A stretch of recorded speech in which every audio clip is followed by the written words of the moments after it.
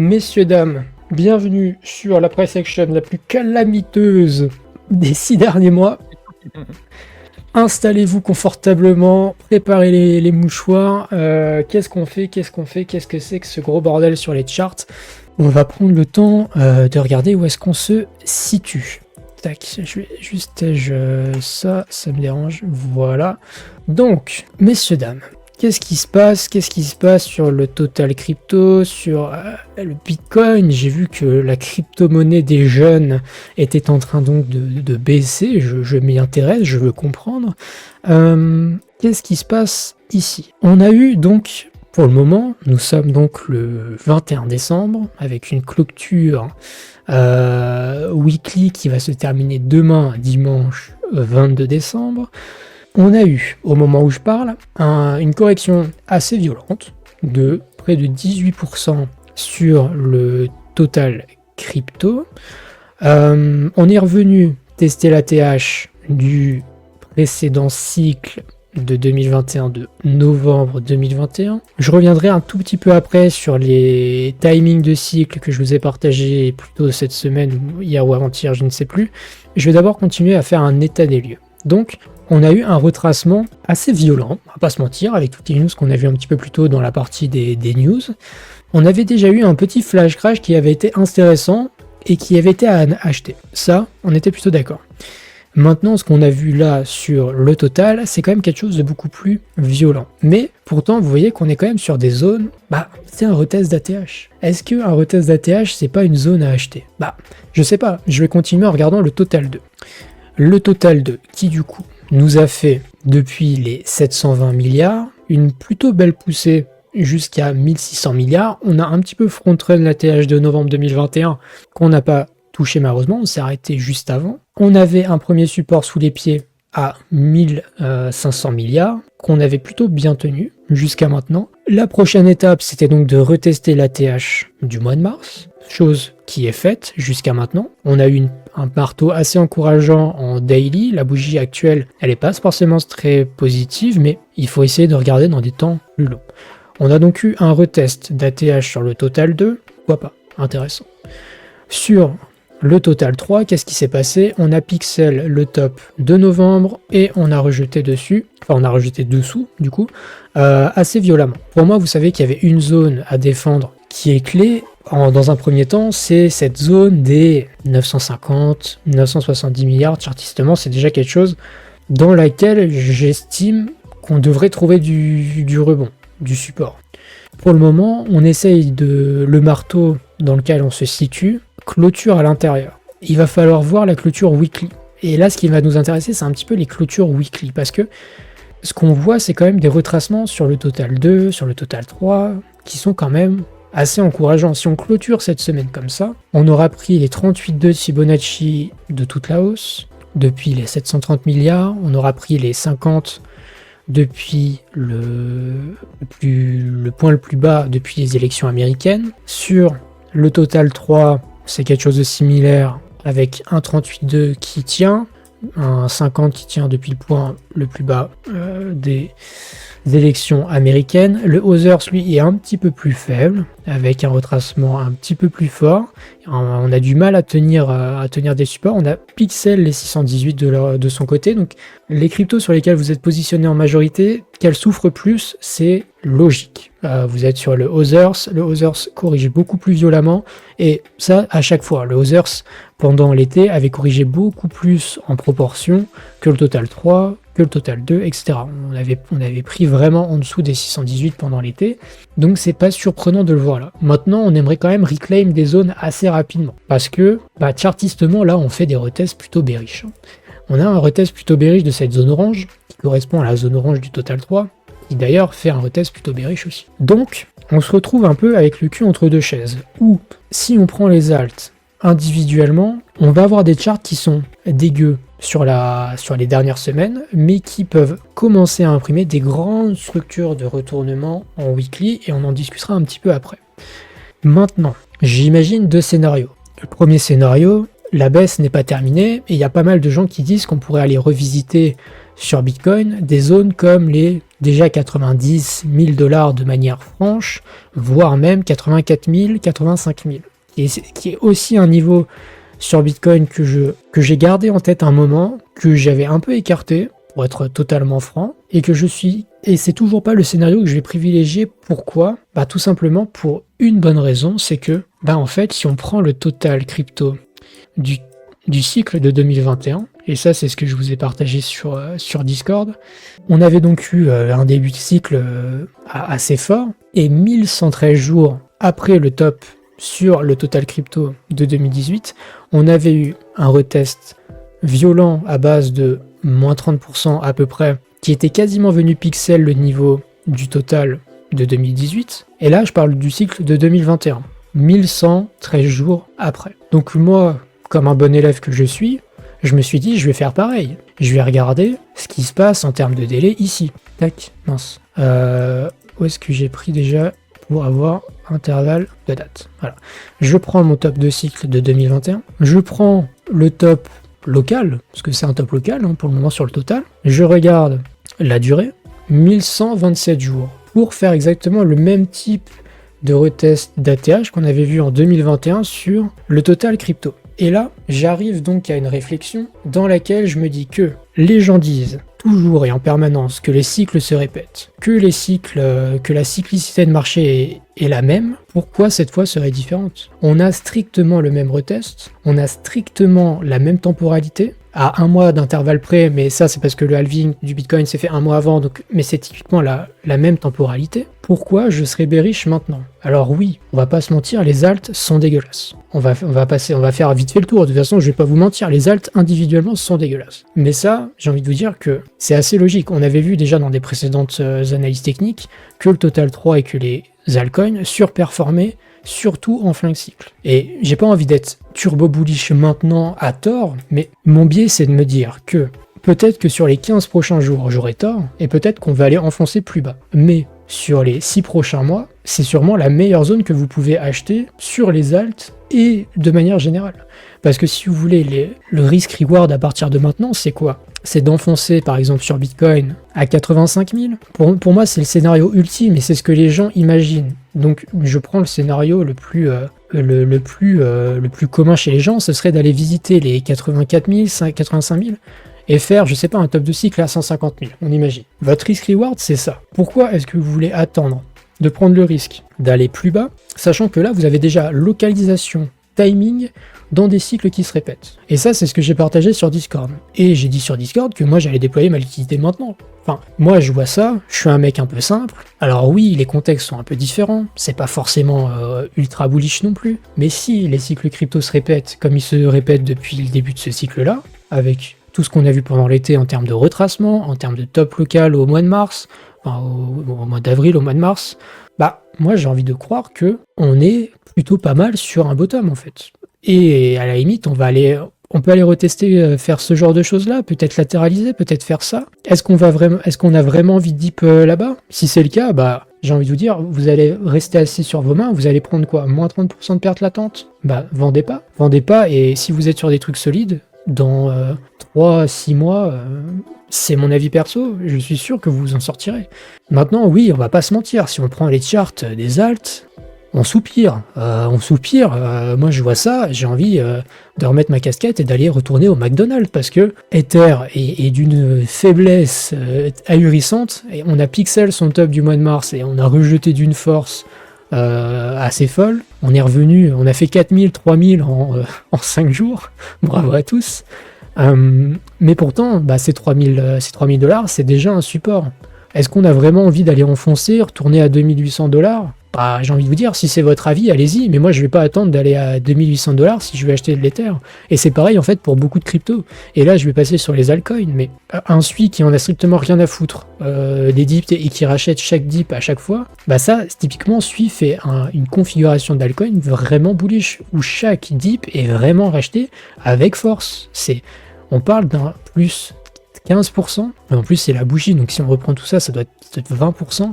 30% daily en plein crack. Il y a des tokens qui se font racheter et il faut les identifier, ces tokens qui sont très forts. Un SUI qui est très fort maintenant, c'est pas un SUI qui va dump en plein bull market. Caspa, on est revenu.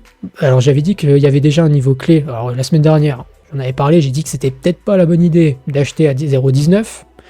Bah vous avez esquivé à moins 40%. Bravo à vous.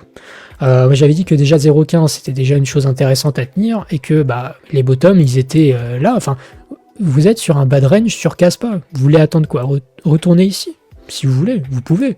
Et mon analyse c'est, vous pouvez attendre un dip supplémentaire de quelques pourcents. Il n'y a pas de problème. Est-ce que j'ai vraiment envie d'attendre? Bah non, parce que je suis permaboule. Je suis un homme simple, je suis un homme qui croit dans les timings de cycle et dans la cyclistique crypto. Je veux acheter maintenant parce qu'on est dans des localisations, dans des timings. C'est la fin de l'année, les gens vont vraiment penser à tout sauf les cryptos. Donc à la limite, on va se faire chier. Je suis pas sûr que même les gens vendent. Et après, il y a Trump qui arrive au début du mois de juin. Au début du mois de janvier, pardon. Pas du mois de juin, ça fera un peu tard. Bref. On a un Solana qui, pareil, on peut attendre d'aller retoucher les 160$, qui constituait déjà un niveau intéressant.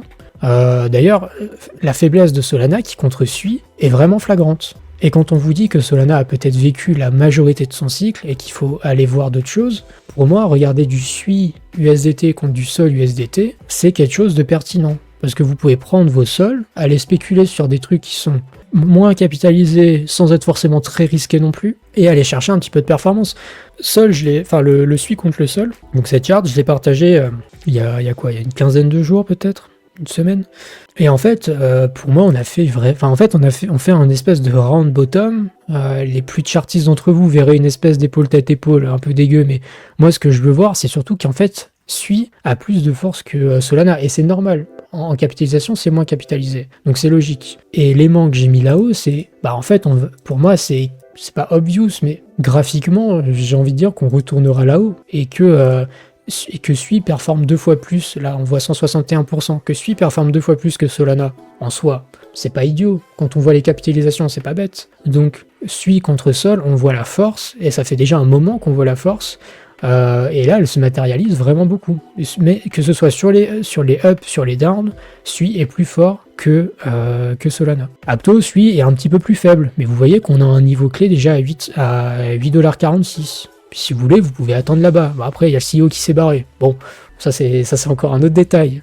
Mais par exemple, BNB, qui fait un retest d'une sorte de grande consolidation et... en fait, on a touché une zone d'achat, et même si c'est pas la zone ultime d'achat, je peux pas vous dire que c'est pas une zone d'achat, les 625. Graphiquement, c'est une zone d'achat. Le ton qui est revenu dans cette espèce de plus bas, graphiquement, il y a une zone que je vous mets en rouge, mais cette espèce de grande zone rouge qui sert de support depuis le mois de mai, qui a jamais cassé. Est-ce que vraiment c'est le moment où on va casser des supports comme ça? Alors peut-être qu'on veut faire peur, hein. Peut-être qu'on veut aller faire peur une dernière fois, qu'on a envie de chasser tout le monde, de faire paniquer les gens. Et dans ce cas-là, j'aurai moi aussi dans mon bag des moins-values latentes et je m'en fous. Je vais pas prendre peur pour moins 16% quand les cryptos ont déjà fait moins 50% depuis le top. Par exemple. SEI, c'est pareil, c'est sur des supports clés. Ok, la price action, elle est pas magnifique, mais ça monte. Je veux dire, en weekly, prenez votre chart en weekly, c'est des plus bas de plus en plus haut. Si on clôture comme ça, avec des plus hauts de plus en plus haut, en fait, le chemin continue, life goes on.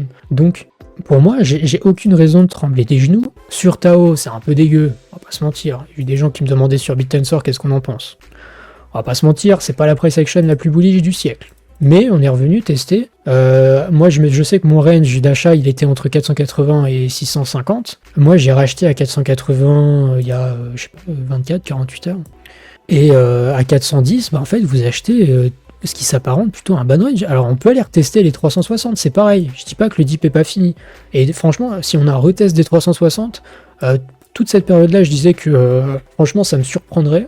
Si on l'a, ce retest de sortie de range estival et où on s'était emmerdé, là, franchement, si vous achetez pas, je ne sais plus quoi dire. Et en fait, il y a beaucoup d'analyses sur des tokens qui sont similaires. C'est qu'en fait, quand vous prenez votre chart en weekly, en fait, on a enfoncé aucun plus bas. On fait des plus bas de plus en plus haut.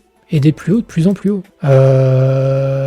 Moyennant ici un sommet intermédiaire un peu plus bas. Mais du moment qu'on défend les derniers niveaux en weekly, pourquoi est-ce que j'aurais la goutte au front? Dans des localisations, dans des timings de cycle intéressants?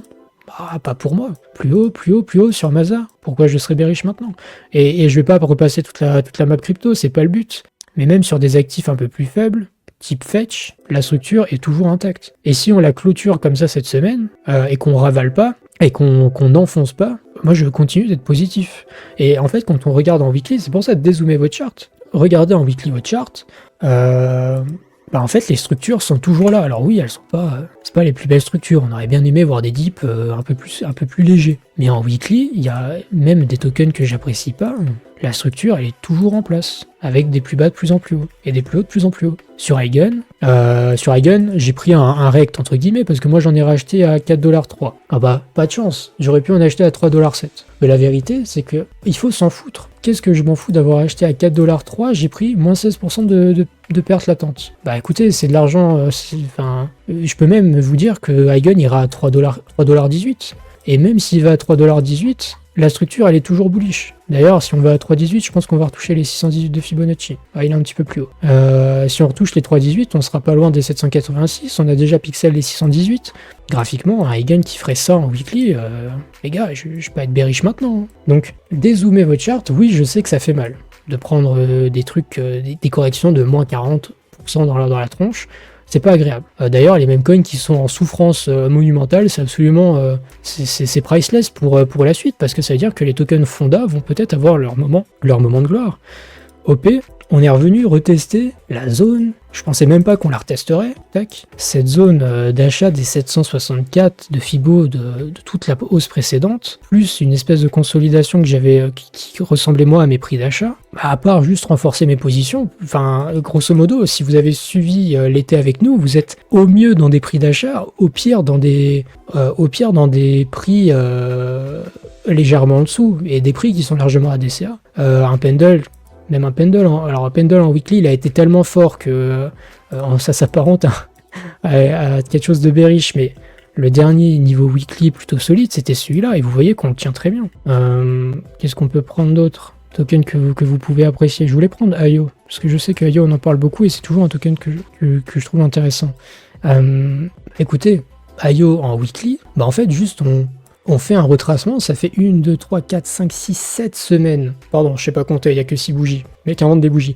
Ça fait 6 semaines qu'on fait des bougies qui montent. Une bougie qui baisse, 618 de Fibonacci au moment où je parle. Si c'est pas une zone d'achat, je sais pas ce que c'est. Sachant qu'il y aura un support clé ensuite à 2,3$. Si vous n'avez pas envie d'acheter maintenant, peut-être qu'on va aller chercher les 2,3$. Moi, très honnêtement, j'ai des ordres d'achat qui sont là. Là, tout ça. Je vais sûrement, je crois que j'en ai racheté. Non, j'en ai pas encore racheté. Je vais en racheter si ça va là.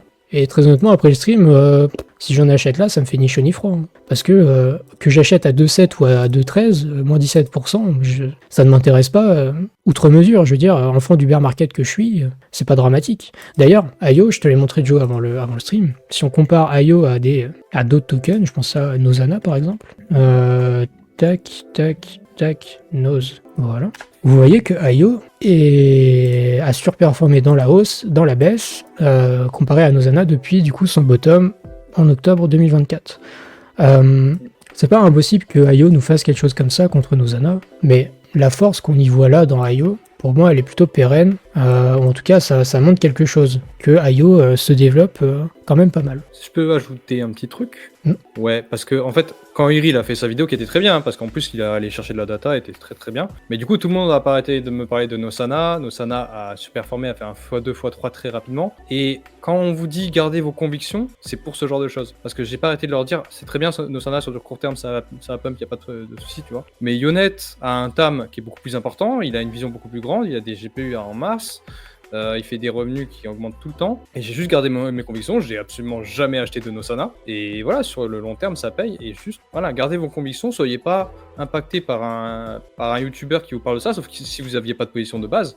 Mais si vous avez soit vos Yo en Nozana parce qu'un YouTuber vous en a parlé, c'est pas une bonne idée. Voilà. Donc voilà, je suis très content pour Yo. Et moi, je garde. Hein, moi, je pense qu'il est toujours sous-valorisé. Et voilà, après les Nozana, moi, je trouve ça propre. Hein. Je dis pas le contraire. Voilà, voilà. Individuellement, c'est très bien. Mais oui, ce que là je vous montre graphiquement, c'est que contre Nozana il a plus de force, contre AKT il a plus de force. D'ailleurs on est plutôt dans une zone de retest de force, je suis pas sûr que la zone tienne, parce qu'on est en train de l'enfoncer en daily, mais si on fait out, quelque chose comme ça, et qu'on revient sur ce niveau-là, qui nous servait de plutôt range, et qu'on fait quelque chose comme ça, pour la suite, ce sera une très bonne zone pour swap du AKT en IO par exemple, et jouer une surperformance de IO contre AKT par exemple. Donc, ce que je vous montre là, c'est pas anodin. D'ailleurs, je crois que contre AKT, le IO, je vous l'avais déjà montré pendant l'été ou quelque chose comme ça, en vous disant que en fait, on était dans un énorme range. Parce que cette charte-là, je l'ai pas tracée maintenant, donc je l'avais déjà tracée avant. Donc, c'est quelque chose que je vous ai déjà montré, et j'avais dit que, en fait, voir un range comme ça voulait juste dire qu'à mon avis, IO allait surperformer AKT, et pour les mêmes raisons que Sui va surperformer Solana. C'est juste une question de market cap, de développement, et voilà, de suite dans le cycle. Et après, en fait, à chaque fois que je prends un token, je suis en mode, la structure weekly est pas dégueulasse. Les structures weekly ne sont pas... Merci, j'ai enlevé Ondo du RWA. Je voulais vous montrer Ondo. Les structures weekly ne sont pas dégueu. Le sentiment est bearish au possible dans un timing de cycle pas similaire à ce qu'on a vécu en 2021. Donc, est-ce que j'ai vraiment... Ouais, il perf un peu. Ouais. Oh. Oui, un peu. Et écoutez, Ondo qui nous fait un retest d'ATH, et ça je vous l'avais déjà montré, j'étais en mode si on reteste l'ATH, achetez l'ATH, si vous voulez du Ondo, vous en achetez là. Into, on avait déjà de toute façon partagé là pendant l'été, mais voilà, juste on a retesté, je dis même pas qu'on peut pas le retester une deuxième fois, d'ailleurs il y a beaucoup d'alts qui pareil, peuvent faire une espèce de retest encore une fois ici, et ce serait pas déconnant. Et Ondo, il y a les catalyseurs qui arrivent au mois de janvier, il y a les libérations qui arrivent au mois de janvier, quel hasard, purement du calendrier bien sûr, mais voilà, juste, je vais conclure là-dessus, je sais pas si j'ai des tokens on-chain à montrer spécialement, d'ailleurs je suis passé sur Dexscreener, Joe, tu pourras me féliciter, mais tu vois, c'est mieux. j'ai pas de truc particulier à montrer on-chain pour être honnête. C'est pas des shitcoins. En fait, moi j'ai acheté du Aptos. Enfin, j'ai swap 50% de mes SUI en Aptos sous un conseil que j'ai lu sur Discord et que je me suis fait. J'étais sûr qu'il fallait pas le faire. Voilà, je me suis fait rect. Finalement, le SUI versus Aptos a fait ça. Donc c'était pas une bonne idée. Heureusement, j'ai pas tout swap. Mais du coup, maintenant je me demande Aptos versus Sei. Je vais peut-être me faire rect 2 fois d'affilée. N'empêche que j'avais prévenu, ce retest-là. Je m'en souviens, ce retest-là, j'ai dit c'était une très mauvaise idée. Bon, après, écoutez, vous faites, c'est toujours drôle. Quand on vous dit de rester assis sur vos mains, c'est pas pour rien. Et je vois plein de gens sur le Discord, même des gens expérimentés. Plus on et même des gens expérimentés prennent des pelles en essayant de la faute de Ja. On ne dira pas les noms. Aptos conseil. Est-ce que tu mets pas Sei versus Aptos? Moi je mets toujours le moins capitalisé en avant. Mais ça change. J'avoue, ça paraît. Après, c'est en fait une question de graphique, ça dépend avec lequel t'es plus à l'aise. Parfois, l'un, t'es en mode je sais pas trop quoi penser du bordel. En vrai, bottom is in. En vrai, ça va, hein. Aptos, Sei contre Aptos, bottom is in, Sei superform à partir de là. Inch'Allah. En vrai. Allez, petite take, je prends la take, là c'est purement restez assis sur vos mains si vous avez l'un ou l'autre, si vous les appréciez. Là je parle à des gens qui auraient du Sei et du Aptos, qui voudraient rentrer dans une objectif de surperformance, d'aller chercher l'un ou l'autre, bref. Si vous avez l'un ou l'autre, vous faites vos propres avis, etc. Sei contre Aptos, on est plutôt sur une espèce de bottom, pour être honnête. Let's go. Voilà, bon écoutez messieurs, dames, je vais clôturer pour l'analyse technique. En fait, aujourd'hui, quelle est l'analyse dans laquelle je m'inscris? C'est de me dire que je pensais pas que le dip serait aussi violent. Je suis pas surpris parce que c'est des choses auxquelles j'avais déjà parlé par le passé. Je pensais pas que ce serait aussi violent avec une aussi grosse force. Mais écoutez, mince, je cliquais partout. Ce que je vois aujourd'hui, c'est qu'on est dans une localisation similaire à 2021, un retracement similaire à 2021, un sentiment de marché qui a envie de se foutre une balle, des opportunités d'achat sur des structures weekly qui sont très correctes sur beaucoup d'alt, même si c'est dégueulasse, en fait on est sur des zones d'achat dans des structures weekly qui sont toujours correctes. Donc est-ce que vraiment je vais être bearish à vous dire d'aller chercher les 84K ou 85K? Je sais qu'il y a pas mal de gens qui ont pas mal d'analyses différentes dans cette zone-là. Elle peut se réaliser, pour être honnête, je dis absolument pas le contraire. Est-ce que moi j'ai vraiment envie d'attendre ça pour me positionner? Pas sûr, parce que en fait les plus gros gains sont face à nous, et que au pire, j'optimise pas mes points d'entrée, j'achète pas le bottom ultime, pas de chance, je ne suis donc pas le génie incompris que le peuple veut bien croire. Et je reste donc un être humain comme tout le monde qui n'achètera jamais le bottom et vendra jamais le top générationnel. Écoutez, moi je n'ai aucun problème à poser toute la liquidité, je veux dire les dips. J'ai déjà dit que les dips devaient être achetés, qu'il fallait pas trembler des genoux. Je vois pas pourquoi je le ferais pas maintenant. Si c'est pas maintenant, vous allez chercher des bottoms à jamais et dire on va aller plus bas, on va aller plus bas. Si on doit aller plus bas, c'est le bear market. Donc, on fera des analyses de bear market si ça s'y prête. Mais je vais pas rentrer dans une analyse bearish en vous disant qu'on va à 50K. Et désolé pour le titre putaclic, hein, bien entendu, mais ouais, Apple ça monte. Bah les gars, il y a que vous qui êtes bearish sur les stocks. Le marché s'est rappelé que en fait, lol, il y a des trucs qui sont bien, genre des fois. C'est toujours intéressant d'avoir des charts sur les stocks. Il y en a certaines qui perfent mieux que d'autres. D'ailleurs, si on prend... d'ailleurs, regardez en weekly. Weekly, le SP500, vous êtes bearish, vous Ah, le Nasdaq, ultra bearish, le Nasdaq. En weekly, dernière fois qu'on a vécu ça, c'était pendant l'été. Trop bearish, la semaine, là. Coup dur. Bien entendu, c'est du troll, messieurs, dames. Voilà. Pour moi, j'ai un pied, pas du tout, j'ai 2 pieds, d'ailleurs c'est ultra pratique pour marcher, mais j'ai un biais permaboule. Pour moi, du moment qu'on n'a pas vécu 2025, on n'a pas le top de cycle. C'est bon pour vous? C'est ça l'analyse que j'en détiens. Et là, c'est mon avis perso. Est-ce que c'est bon pour vous? Le top n'est pas... Est-ce que c'est bon pour vous? Voilà. Non, mais en plus, t'as jamais pillé en fait. J'ai jamais pu remplacer une. Non, je disais sur X, je trouve que les gens sont vachement pessimistes. Tout le monde attend justement ce dernier dip, tout le monde patiente, alors que ça se trouve demain le marché va reprendre et puis il va tous vous laisser sideline, comme il adore le faire. Et voilà, moi ça me rend bullish, moi c'est le genre de truc que j'aime voir. Et ça me bug moi aussi. Comme toi, je me suis fait matrixer parce que quand tout monte, t'as pas l'impression que tu peux prendre moins 50% dans la gueule. Et pourtant ça arrive à chaque fois. Mars c'est arrivé, là ça vient d'arriver, c'est dur de s'y faire. Bah c'est ça. Et je pense par exemple à notre ami CryptoWays, et qui a eu une analyse ultra pertinente sur le top local. Son analyse, elle était... il a dit, les gars, moi j'ai vendu mes cryptos à 105 000 sur Bitcoin, machin, pareil les altcoins, j'ai tout vendu. D'accord, ça c'est une chose. Mais par contre, derrière, il faut être capable de racheter et ne pas s'attendre à... Par exemple, CryptoWays s'attend à 84 000, 85 000 $, comme beaucoup de gens. Bah, je veux bien, mais si on n'y va pas, on fait quoi? On rachète le même bag à 105 000? Bah, en fait, du coup, c'est quoi? C'est du temps gaspillé. C'est beaucoup de temps gaspillé. C'est une analyse qui, du coup, était à moitié pertinente, et c'est pour ça que moi, ça ne m'intéresse pas. Moi, je focuserai toute mon énergie quand il faudra regarder pour le top de cycle. Parce que les tops locaux, moi, ça ne m'intéresse pas. Je buy, je hold, je vends. Je suis quelqu'un de sain et quelqu'un de sain d'esprit. Donc, je ne vais pas passer du temps à le faire. C'est très bien joué à tous ceux qui ont vendu récemment. Forcément, a posteriori, on est en mode, c'est bien wesh. Et j'avais pas... Je pensais qu'on allait faire un dip, je pensais pas qu'on allait prendre un dip aussi violent. Et comme quoi, voilà, je reste un être humain normal, on n'a pas la science infuse. L'attention qu'il faut avoir, c'est le 2025, top de cycle, et entre les deux, on achète, on reste assis sur ses mains, et voilà. Donc, je suis pas... Enfin, qui est vraiment bearish, en vrai? Les gens, c'est juste qu'ils ont été sideline, en vrai. C'est clair. Moi, je suis trop bullish pour janvier-février.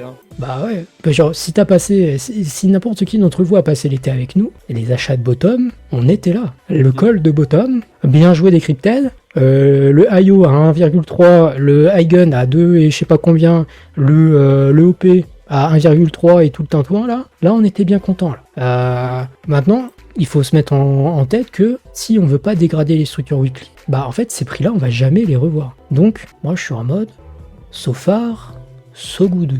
Donc ça va. Clairement.